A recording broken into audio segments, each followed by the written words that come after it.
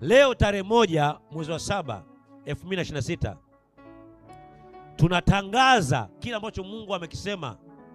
Amesema nimewaridhia kuingia hapo, nimewaridhia kuwepo hapo.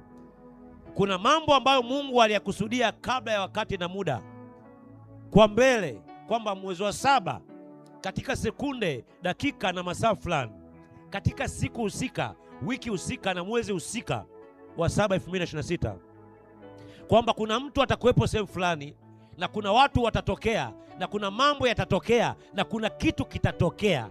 Udhihirisho huu tunapoutangaza siku ya leo tarehe 1 katika malango ya mwezi wa 7 2026, Mungu atathibitisha, kwa kuwa aliweza kuthibitisha kile alichowaahidi wana wa Israeli kupitia Ibrahimu baba yao, kwamba nitawapa nchi ya ahadi, nitawapa Kanaani.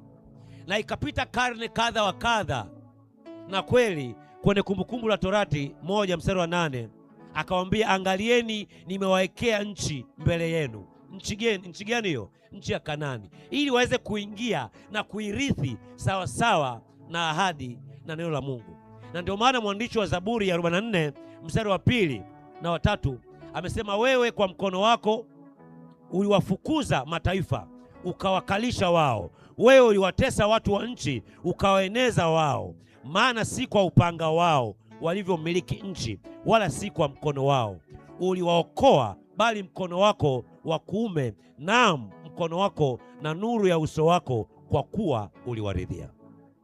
Mungu aliwaridhia wana wa Israeli kuingia, ni kwa sababu ya uweza wa Mungu, ni kwa sababu ya ridhaa ya Mungu, sio jitihada zao, ni kwa sababu ya ahadi ya Mungu, sio katika uwezo wao. Bwana Yesu asifiwe sana. Na ndiyo maana katika Nehemia pia 9:22-25 Mungu aliwapa mataifa, akawapa vitu, akawapa ufalme. Yeye ndio aliyowawezesha kumiliki na kufurahia utele wa vitu na utele wa nchi. Bwana Yesu asifiwe sana. Leo tutatangaza kwa dakika kadhaa na kumwambia Mungu, umeturidhia mwezi wa 7.